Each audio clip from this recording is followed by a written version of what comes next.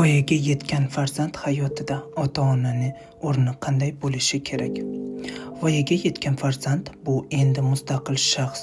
Shu sabab ota-ona nazorat qiluvchi emas, balki maslahatchi va tayanch bo'lishi kerak. Qarorlarni farzandning o'zi qabul qiladi, ota-ona esa fikr bildiradi, majbur qilmasdan. Duo qiladi, kerak bo'lsa yordam beradi. Hurmat ikki tomonlama bo'lishi muhim. Men seni katta qildim degan gap bilan bosim qilish voyaga yetgan farzandni ich-ichidan uzoqlashtiradi va masofalarni keskin kattalashishiga olib keladi.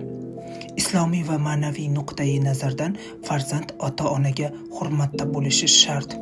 Ota-ona esa farzandning shaxsiy hayoti va tanlovlariga aralashishda me'yorni bilishi kerak.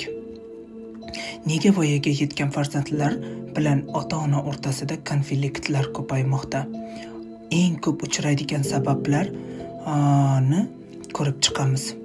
Buni esa keyingi ikkinchi qismda aytaman.